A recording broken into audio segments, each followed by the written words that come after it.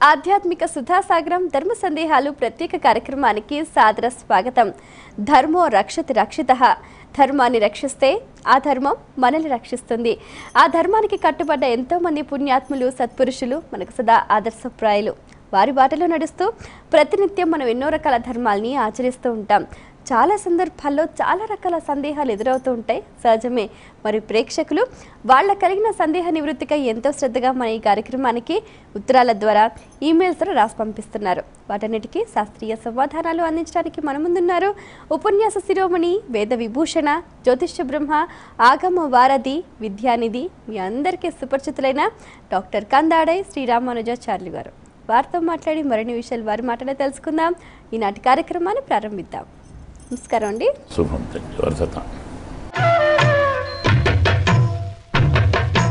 మొదటి ఉత్తరం చూద్దామండి. రాజమండ్రి నుంచి రమ్య రాస్తున్నారు. సోమరసం శక్తినిచ్చే పానీయమా, ఔషధమా, లేక ఇంకేదైనా గూఢార్థం ఉందా? సోమరతను తీసుకుని వచ్చి రసం చేసి ఎవరికి వారు పడితే వారి ఇంట్లో కూర్చొని తాగే మందు కాదు. సోమ అంటే అర్థం చంద్రుడు. సోమరసం అంటే చంద్రుని యొక్క సారం, అంటే మనస్సు యొక్క సారం కదా. చంద్రుడు అంటే దేనికి గుర్తు? చంద్రమా మనసో జాతః. చంద్రుడు మరి దేనికి గుర్తు? అన్ని ఔషధాలకు రాజు చంద్రుడు, ఓషధీశ. అలాగే పితృదేవతలకు అధిపతి చంద్రుడు, దేవతలకు అధిపతి చంద్రుడు, బ్రాహ్మణులకు అధిపతి చంద్రుడు.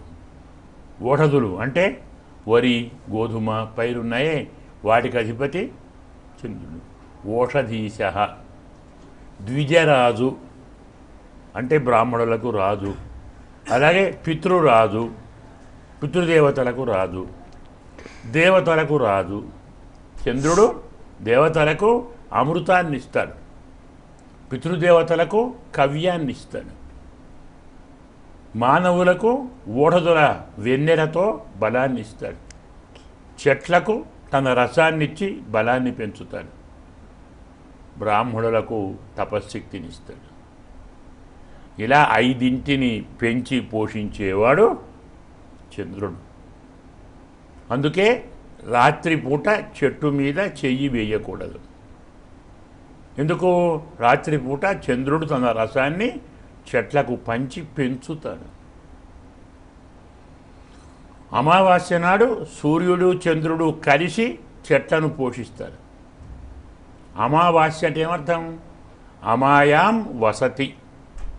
సూర్యభగవానునికి ప్రధానమైన కిరణాలు 30. అందులో ఒక కిరణం పేరు అమ. దానిలో ఆ రోజు చంద్రుడు ఉంటాడు. ఆ కిరణం ద్వారా సూర్యభగవానుడు తన కిరణంలో ఉండే చంద్రుని రసం ద్వారా వృక్షాలకు అన్నం పెడతాడు. అమావాస్య అంటే పితృదేవతలు, వృక్షాలు భోజనం చేసే రోజు. వాళ్ళకి అది పెట్టాలి కదా. అలాంటి చంద్రుని యొక్క మారు రూపమే సోమం. ఆ సోమలత అనేటువంటిది ఎప్పుడూ దొరకదు. శుద్ధ పాడేమ నాడు అంకురిస్తుంది, పున్నమ నాడు పెరుగుతుంది. పున్నమ తెల్లారి పాడినాడు చూస్తే అలా దొరకదు. అందుకే పేరు దర్శ పూర్ణమాసములు అంటారు. అంటే అమావాస్య, పూర్ణిమ. పూర్ణిమ నాడు చేసే హోమాన్ని సోమ యాగం అంటారు. అదే దర్శం అంటామే, దర్శ యాగం అంటారు. అంటే దశమి, నవమి, ఏకాదశి శుద్ధం. ఈ 3 రోజుల్లో అది ఎక్కడ ఉంటుందో ఆ ప్రాంతానికి ఎవరు వెళ్ళాలో వారే వెళ్ళాలి. నేను పోతే దొరకదు అది రథ. సోమరథను యాగం చేసేవాడే తీసుకొని రాకూడదు, తెచ్చేవారు వేరే ఉంటారు. వారికి డబ్బిచ్చి కొనుక్కోవాలి వాళ్ళ దగ్గర నుంచి. డబ్బు అంటే లక్షలు కోట్లు కాదు. అరుణయ, పింగాక్ష్య, ఏకహాయన్య, గవ, సోమం క్రీణాతి, వాడికి గోవుని ఇయ్యాలి, ఆవుని ఇయ్యాలి వాడికి. ఎలాంటి ఆవు? అరుణయ, ఎర్రని ఆవు కావాలి. పింగాక్షి, పసుపచ్చని కందులు ఉండాలి. 1 సంవత్సరం వయస్సే ఉండాలి. మన దానికి దూడ ఉండాలి. అలాంటి ఆవును వాడికి ఇచ్చి ఆ సోమరథ తీసుకోవాలి. అది రథం మీద పెట్టుకొని తీసుకురావాలి. లతే, తీగే, చిన్నదే, పట్టుకురావడం కాదు, రథం మీద తీసుకురావాలి. అంతేకాదు రథం మీద కూర్చోబెట్టి దాన్ని ఆ రథానికి ఒక పక్క కొన్ని గుర్రాలు, మరికొన్ని కంచర గాడిదలు అంటాం, అవి కంచర గుర్రాలే, సంకర జాతి, వాటిని కట్టాలి. సారథి రథం నడిపేవాడు ఆ పగ్గాలు ఈ పగ్గాలు కళ్ళేమంటాం మనం, ఈ పగ్గాలు ఆ పగ్గాలు పట్టుకొని వాటిని తోలాలి. తోలేటప్పుడు గుర్రం పగ్గాలు పట్టుకున్నప్పుడు ఒక మంత్రం ఉంటుంది, అలాగే గాడిద మంత్రం ఇంకో మంత్రం ఉంటుంది. పొరపాటున గాడిదను తోలేటప్పుడు గుర్రం మంత్రం చదివితే ఆ సోమరథ పనిచేయదు, పారేయాలి, మళ్ళీ కొత్త తేవాలి. ఇలా చేసి తీసుకొని వెళ్ళాలి.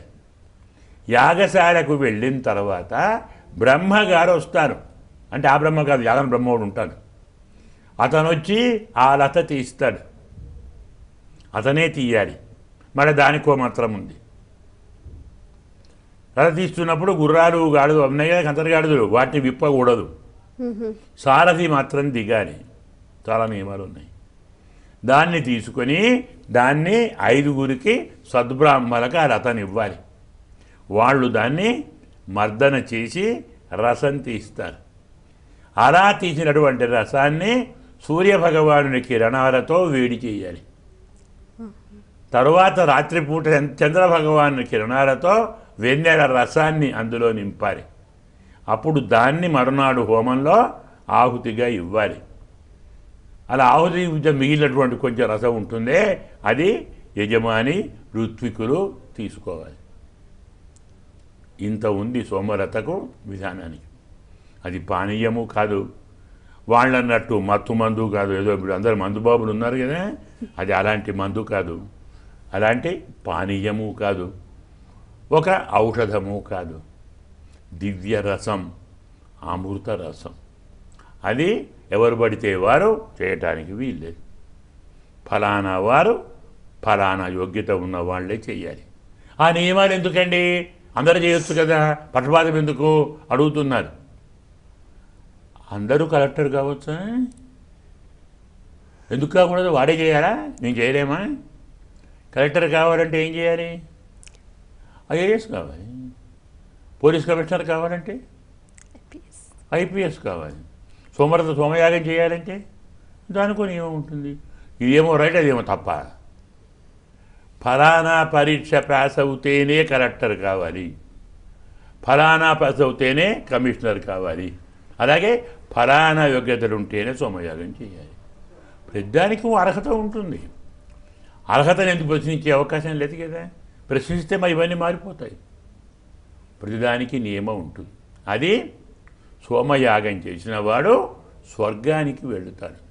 ఇదంతా స్వర్గానికి దారి. స్వర్గానికి వెళ్ళి ఏం చేస్తాడో విషయం మామూలే. న్యాయంగా బుద్ధిమంతుడెవడు స్వర్గాన్ని కోరుకోడు అంటారు ధర్మశాస్త్రం ప్రకారం. మరి ఇక్కడికే రావాలి కదా. ఇది సోమయాగంలోని రహస్యం. మరో ఉత్తరం చూద్దామండి. రాజేష్ వరంగల్ నుంచి రాస్తున్నారు. అధిదేవత, ప్రత్యర్థి దేవత, అధిష్టాన దేవత అని జపాలలోనూ వ్రతాలలోనూ అంటారు కదా.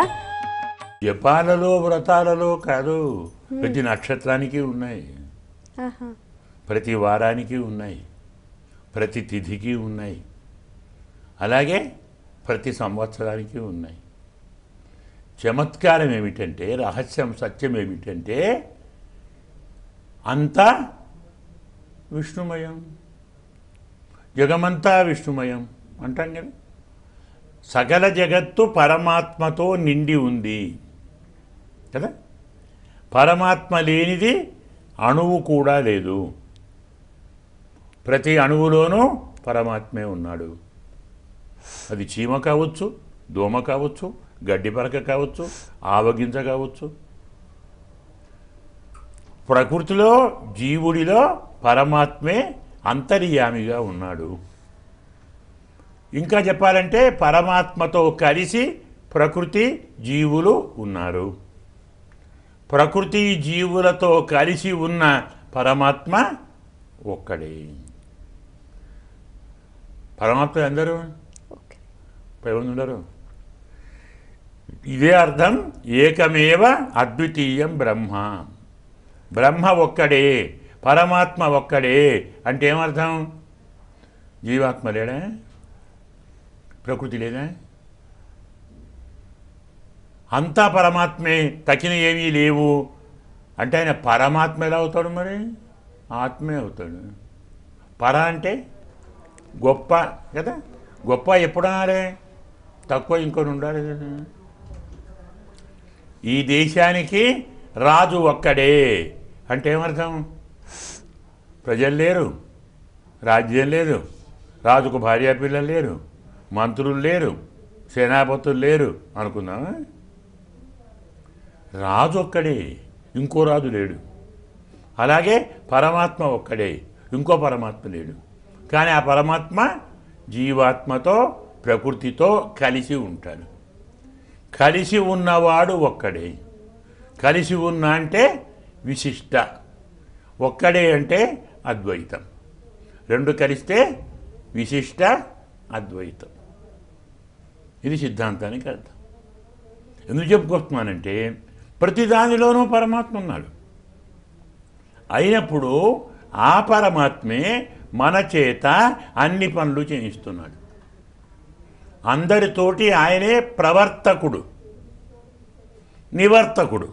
పని చేయించేవాడైనే, పని మానిపించేవాడైనే. స్వర్గంలో ఇంద్రుడిగా సుఖాలు ఇస్తాడు, నరకంలో యముడిగా కష్టాలు ఇస్తాడు, అలకాపురిలో కుబేరునిగా ధనాన్ని పాలిస్తాడు, అంతరిక్షంలో పర్జన్యునిగా వర్షం కురిపిస్తాడు. అన్నీ ఆయనే. కానీ ఆయనగానే ఉండడు. ఒక్కొక్క పనికి ఒక్కొక్క రూపం ధరించి ఒక్కొక్క పేరు పెట్టుకుంటాడు. ఆ పరమాత్మే సృష్టి చేస్తున్నప్పుడు బ్రహ్మ అంటాం, ఆయనే ఒక్కడే. ఆ పరమాత్మనే సంహారం చేస్తున్నప్పుడు శివుడు అంటాం. మూడు లోకాలు పాలిస్తే ఇంద్రుడు అంటాం, వాన కురిపిస్తే వరుణుడు అంటాం, డబ్బులు ఇస్తే కుబేరుడు అంటాం, శూలం పట్టుకొని నాలుకెళ్ళబెట్టి బయటకు వస్తే కాళిక అంటాం, హాయిగా నవ్వుతూ అభయం ఇస్తే లక్ష్మి అంటాం, నల్లగా ఉండి మాట్లాడితే దుర్గా అంటాం. అన్నీ ఆయనే. ఇవన్నీ ఆయన ఆ పని కోసం దాల్చిన వేరే రూపాలు. ప్రతిదానికి ఒక రూపంతో స్వామి ఉంటాడు.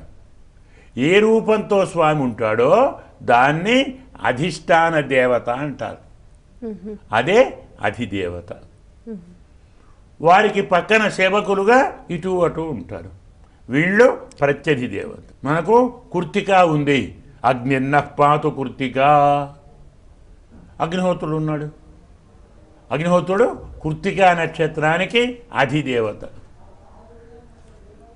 మరి ప్రత్యేక దేవత అటుపక్క ఇటుపక్క ఉంటారే అంటే భరణి ఉంది, యమో రాజా, యముడు ప్రత్యేక దేవత. రోహిణి ఉంది, దానికి బ్రహ్మ ఇంకో అధిదేవత. ఇలా అగ్నిహోత్రుడు, బ్రహ్మ, యముడు. అంటే బ్రహ్మ యములతో కలిసిన అగ్నిహోత్రుడు కృత్తికా నక్షత్ర దేవత.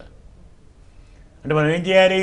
కృత్తికా నక్షత్రాన్ని పూజించాలంటే యముణ్ణి, బ్రహ్మను మొదలు పూజించి వారిద్దరు వెళ్ళి వారిని పిలుచుకొస్తే అప్పుడు వారిని పూజించాలి. నక్షత్రానికంతే. అలాగే తిథి ఉంది, ఏకాదశి అంటాం. ఏకాదశి అంటే విష్ణువు దేవత, నవమి అంటే ప్రజాపతి దేవత, దశమి అంటే బ్రహ్మదేవత. అలాగే మనకు షష్ఠి ఉంది, కుమారస్వామి దేవత. మళ్ళీ దానికి ముందు పంచమీ దేవత, సప్తమి దేవత, అధిదేవతలు. పరమాత్మ పాలన సౌకర్యం కోసం చేసిన ఏర్పాటిది. చాలామంది తెలియక విమర్శిస్తారు, ఇంతమంది దేవతలు ఎందుకండి, వేరే మతాల్లో ఒక్కడే ఉన్నాడండి, వాళ్ళలో ఒక్కడేగా ఇంతమంది ఉన్నారు, తెలియక మాట్లాడుతున్నారు. రాజు ఉన్నప్పుడు మంత్రి ఉండాలి. ఒక రాజ్యానికి రాజు కావాలి, మంత్రి కావాలి, సేనాపతి కావాలి, అంగరక్షకులు కావాలి, సైన్యం కావాలి, రథాలు కావాలి, గుర్రాలు కావాలి, ఏనుగులు కావాలి. వద్దా? మరి ఒక రాజ్యానికే ఇందరుంటే అనంత బ్రహ్మాండాలకు ఎందరు ఉండాలి? అవసరం కదా. అయితే చమత్కారం ఏంటంటే అందరూ ఒక్కరే, ఇందరు కాదు. పరమరహస్యం తెలియని వారికి ఇందరు దేవతలు, జ్ఞానం కలవారికి భూతాని విష్ణు, భువనాని విష్ణు, వనాని విష్ణు, జగతశ్చ విష్ణు, సరితశ్చ విష్ణు, సముద్రాశ్చ విష్ణు, విష్ణు సర్వం జగదిదం మన్యే. ఇక్కడ విష్ణువు అంటే పరమాత్మ, అంతా పరమాత్మే. భూతాలైనే, భువనాలైనే, జలమైనే, సముద్రమైనే, నదులైనే, నక్షత్రాలైనే, తిథి అయినే. పరమాత్మను పరమాత్మగా చూడలేని వారి కోసం, వారికి వేటిపై నమ్మకం ఉందో ఆ రూపంలో తానే ఆ పేరుతో వచ్చి పూజించబడి వారి కోరికలు తీరుస్తాడు. ఇది అధిదేవత, ప్రత్యయ దేవతలలోనే పరమాత్మ. మరి ఉత్తరం చూద్దామండి. సావిత్రి హైదరాబాద్ నుంచి రాస్తున్నారు. ఆడవాళ్ళు దేవాలయంలో సాష్టాంగ నమస్కారం చేయకూడదంటారు, ఎందుకు? దేవాలయంలో కాదు, ఎక్కడ చేయకూడదు, ఇంట్లో కూడా చేయకూడదు. ఆడవారు సాష్టాంగ నమస్కారం చేయకూడదు. సాష్టాంగం అంటే ఏమిటి అర్థం? 2 మోకాళ్ళు, 2 పాదాలు, 2 చేతులు, ఉదరము, వక్షస్థలము, పాలము, కదా, ఇంతే కదా. ఇవే అష్టాంగ. సాష్టాంగ అంటే అష్టాంగములతో 2 2 2 2 2 2 2 2. ఇది అష్టాంగం. ఆడవారు ఏం చేయాలి? షడంగములతో చేయాలి. అంటే 1 2 3 4, ఇది 5, ఇది 6. వక్షస్థలం భూమికి తగలకూడదు. స్త్రీల యొక్క వక్షస్థలం భూమికి తగలకూడదు. స్త్రీల యొక్క ఉదరం భూమికి తగలకూడదు. ఎందుకు? ఉదరము సకల ప్రాణులకు పుట్టుక స్థానం కదా. వక్షస్థలం సకల ప్రాణులకు బ్రతుకునిచ్చేది కదా. ఇప్పటి కాలం వాళ్ళు పైత్యం బాగా పెరిగి తత్వం తెలియక ఆడవారి వక్షస్థలాన్ని వికృతంగా వాడుకుంటున్నారు కదా. వాస్తవంగా వక్షస్థలం అంటే ఏమిటి? జీవనాన్ని ఇచ్చేది. పసిపాపలకు బ్రతుకునిచ్చేది వక్షస్థలం. పసిపాపలను మోసేది ఉదరం కదా. విశ్వాన్ని మోస్తుంది, విశ్వాన్ని బతికిస్తుంది. ఆ పని వాడే చేస్తాడు కదా. అంటే ఈ 2 వాడికి ప్రతినిధి. అందుకు ఆ 2 భూమిని తాకూడదు. ఆడవారి ఉదరము, ఆడవారి వక్షస్థలము భూమికి తాకకూడదు. అవి డైరెక్ట్గా పరమాత్మ స్వరూపాలు, సకల మానవాళికి జీవనాధారాలు. ఇంతటి పరమ రహస్యంతో ఆడవారిని షడంగ నమస్కారం తప్ప అష్టాంగం వద్దన్నారు. అది శాస్త్ర మర్యాద. చాలా రహస్యాలు ఉన్నాయి. ప్రాచీన సంప్రదాయంలో పరమ పవిత్రమైనటువంటి సిద్ధాంతాలు ఎన్నో ఉన్నాయి. వాటి లోతులు పెద్దలను అడిగి తెలుసుకొని అవి ఆచరించినాడు అపార్థాలు పోతాయి, అన్యార్థాలు పోతాయి. చాలా సంతోషం అండి. మీ అమూల్యమైన సమయాన్ని కేటాయించి మా ప్రేక్షకుల ధర్మ సందేహాలకు శాస్త్రీయ సమాధానాలు అందించినందుకు ధన్యవాదాలు. శుభం తల్లి, వర్ధతాం. చూశారు కదండి, ఇది ఇవాళ మన ధర్మ సందేహాలు కార్యక్రమం. మీకు కూడా ఏమైనా ఆధ్యాత్మిక ధర్మ సందేహాలు కలిగితే మా ఈ కార్యక్రమానికి మీ సందేహాల్ని క్లుప్తంగా, సూటిగా, స్పష్టంగా పోస్ట్ కార్డ్పై లేదా ఈమెయిల్స్ ద్వారా రాసి పంపించండి. మా చిరునామా ధర్మ సందేహాలు, కేర్ ఆఫ్ భక్తి TV, road number 92, Jubilee hills, Hyderabad 5,96,000. మా ఈమెయిల్ ఐడి bhaktihyd@gmail.com. మరో కార్యక్రమంలో మళ్ళీ కలుసుకుందాం. అంతవరకు సెలవు. నమస్కారం.